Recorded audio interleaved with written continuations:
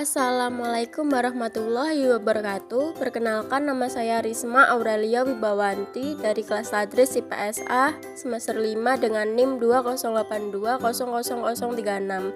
Di sini saya akan membahas materi SMP kelas 7 semester 1, yaitu tentang interaksi sosial dan sosialisasi, yang meliputi 1. Interaksi sosial, 2. Bentuk interaksi sosial, 3. Sosialisasi, dan 4. Pembentukan kepribadian. A. Interaksi sosial. 1. Konsep interaksi sosial. Interaksi sosial adalah proses di mana orang-orang menjalin kontak dan berkomunikasi saling mempengaruhi dalam pikiran dan tindakan. Yang terpenting dalam interaksi sosial ialah pengaruh timbal balik.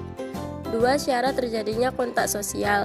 Kontak sosial terjadi bila melibatkan antara manusia dan manusia saling memberikan aksi dan reaksi. Kontak sosial tidak dapat terjadi antara manusia dengan benda mati yang berlangsung menjadi dua bentuk, yaitu kontak sosial secara langsung atau face to face, dan yang kedua kontak sosial secara tidak langsung atau melewati perantara. B.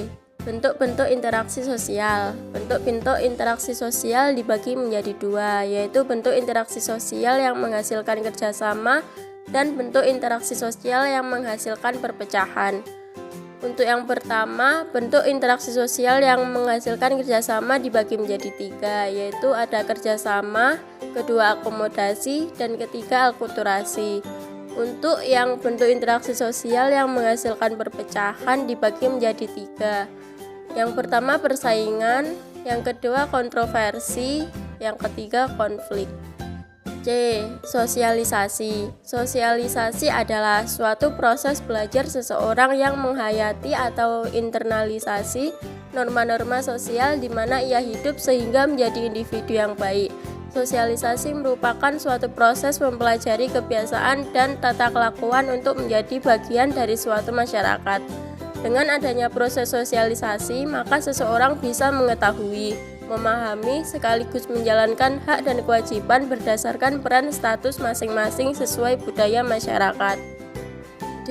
Sosialisasi dan pembentukan kepribadian. 1. Arti penting sosialisasi. Sosialisasi sangat penting karena dapat mempererat hubungan antara masyarakatnya, dapat memperoleh suatu ilmu dari suatu masyarakat tersebut, dan dapat membentuk suatu kepribadian yang unik.